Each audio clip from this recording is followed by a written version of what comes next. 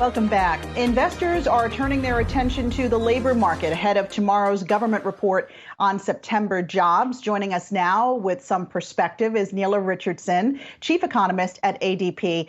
Nela, good to see you. So there's lots to sift through here. I mean, this morning we found out that the number of Americans filing for first-time unemployment benefits fell for the first time in about a month. And of course, earlier this week, ADP, the company where you work, reported that private companies actually stepped up their hiring faster than expected last month. So what are your expectations for tomorrow's government report? I think that we're going to see another solid report. I think the Delta variant did put a pause in some hiring in August. We saw that in the disappointing August report. But I do think that the prognosis for the conditions, at least right now, and we have to acknowledge that this is always an evolving story when it comes to the pandemic, but health conditions have improved since that August report. And I think you're going to see that reflected in the BLS report.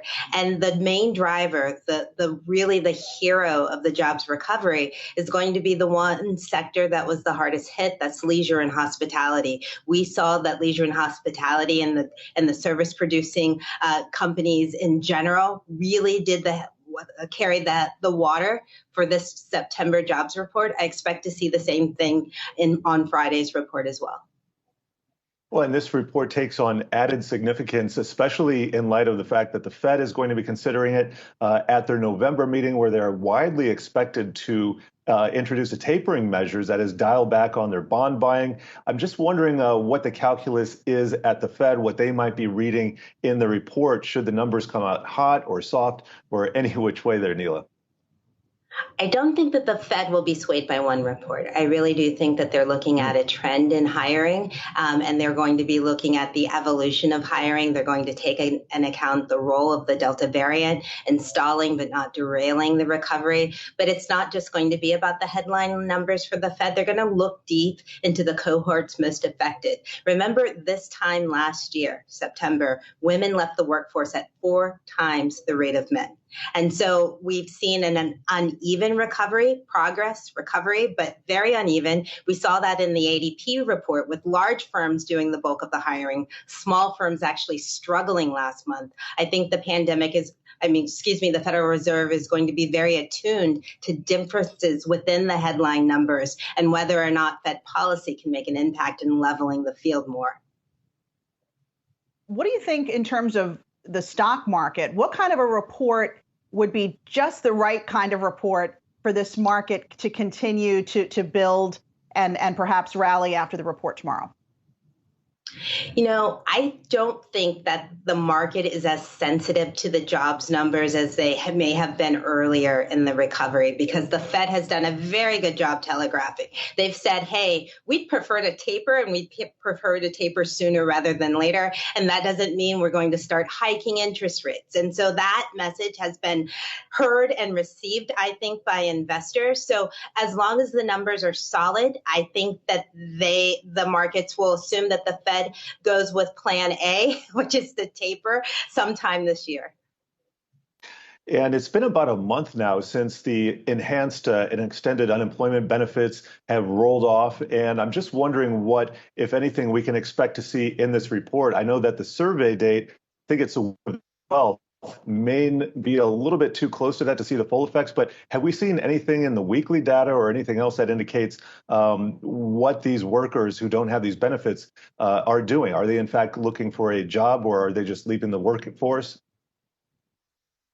Right. I think that the hiring that ADP showed in September is suggestive of the fact that people are coming back into the workforce. But let's make no mistake, labor force participation is still under where it was before the pandemic. That means people who are working, yes, but also people who are looking for work. So this is a critical time. It's a critical juncture in the jobs recovery that people are actually coming back into the labor force. Women, other vulnerable groups who are heavily impacted by the pandemic are coming into the labor force because they're seeing returns for doing so. Higher wages, good jobs, better working conditions.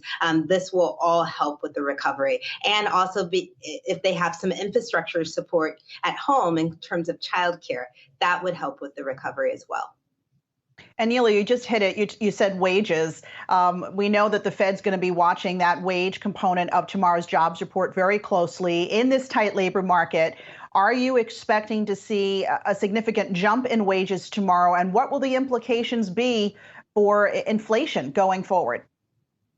No, I think wage growth actually peaked last year. At least that's what ADP's data is showing. What we're seeing now, yes, wages have gone up and they're not likely to go back down. But a lot of this is the composition of jobs that are being filled, less so the actual wages that are increasing. Remember, the sector that is likely to lead the recovery is leisure and hospitality, and that is composed with a lot of low wage jobs. So if things are going through the trajectory that we expect, the actual wage growth as more of these low paid jobs are added to the payrolls is actually going to go down. Wages are unlikely to be a significant component of inflation going forward. In fact, we hope for the low pay workers that their wages can keep up with inflation, which we've seen, uptick during the course of this pandemic. And Nela, you said that you're focusing on those leisure and hospitality jobs. Are you seeing anything in the ADP data that indicates, besides the ADP data, anything besides that indicates that these jobs are coming back now because they had flagged because of the Delta variant? Right.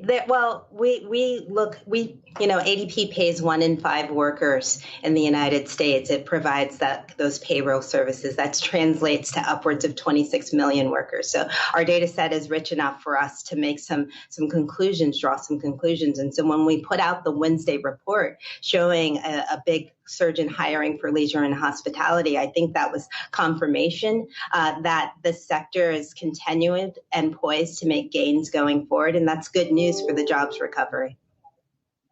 All right, Nela Richardson, Chief Economist at ADP, thanks so much for joining us and for that preview of tomorrow's jobs report.